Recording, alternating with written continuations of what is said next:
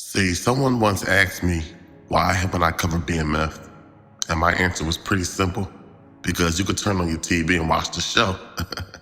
But tonight, we're going to talk about something that's bigger than a story. We're going to break down the conflict between the two brothers. Now, most people will say, never go into business with your brothers or any type of relatives. Now, I highly doubt that statement.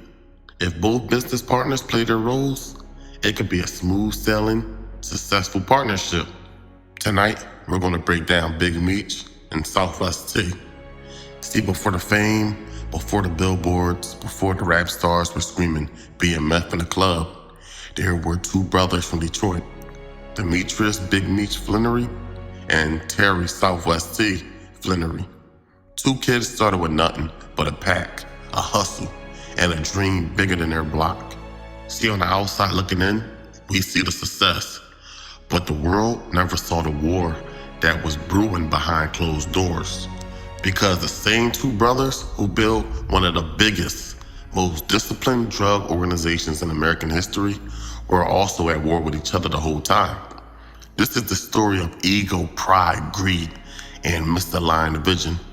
Coming up in Detroit in the 1980s, you had two brothers with different personalities, but the same ambition. Meech was charismatic, smooth, and likable. He had a gift for connecting with people, building loyalty, and commanding respect.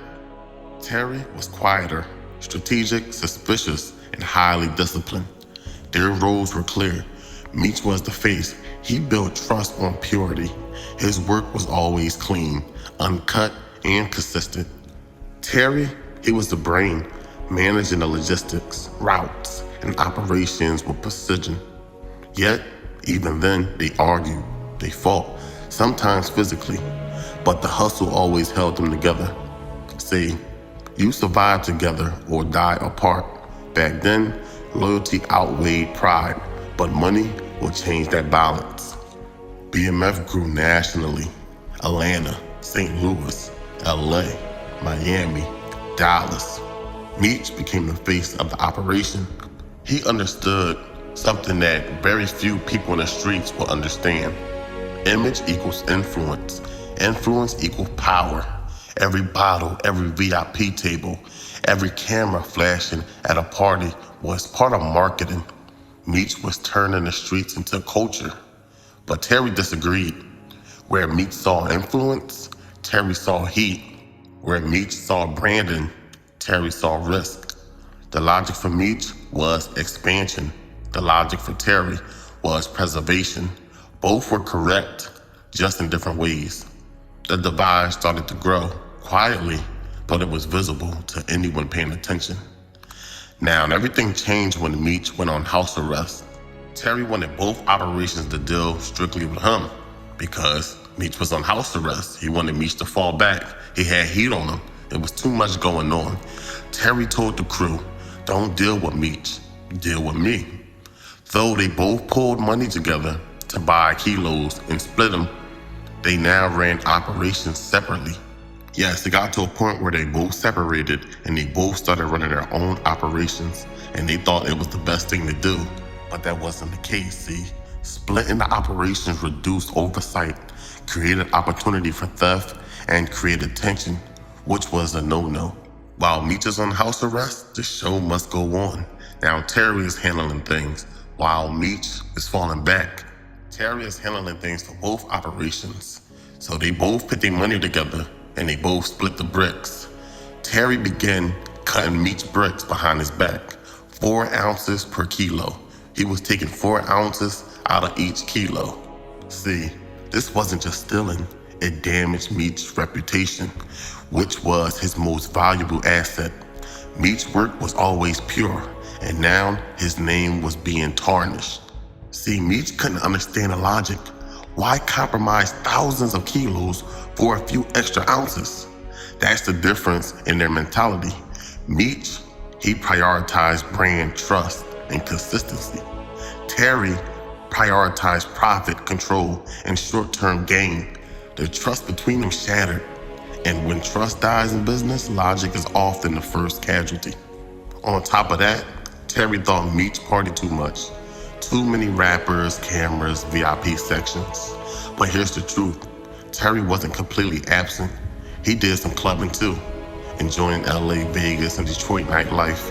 The difference wasn't that Terry stayed home, it was the scale. Meech lived in those clubs, turning nightlife into influence. Terry visited occasionally. Meech used exposure strategically. Terry saw exposure as a liability. This lifestyle divide intensified mistrust. Meech wanted evolution, Terry wanted safety. Both were right, but neither could bend. Now there's a story about Terry getting stopped by police, having a fake ID. Instead of keeping a G, he told police it was because his brother Meech had the same last name and was hot in Atlanta. Now, this wasn't just a slip up. It showed misaligned priorities.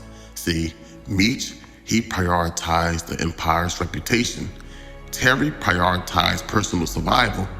See, even small decisions like that highlighted the growing rift between the two. And then you had Meech when he launched BMF Entertainment, the record label. Now, a lot of people gotta look at it like this. This was more than flashy parties and celebrity photos. Meech was thinking long term. He saw that the streets were temporary, but culture lasts forever. See, the label was a bridge from illegal money to legitimate business. See, Meech wanted to build a brand recognition beyond drugs, create a legal revenue stream, position BMF alongside hip-hop culture and rap stars, lay groundwork for eventual exit from street-level operations. That's what it's all about. But Terry disagreed. See, Terry, he saw that every rapper, every party, every billboard was federal exposure. Meech's evolution strategy equals risk. Both brothers were right. Meech expanded influence. Terry tried to preserve operational security. The conflict wasn't about greed, it was about vision.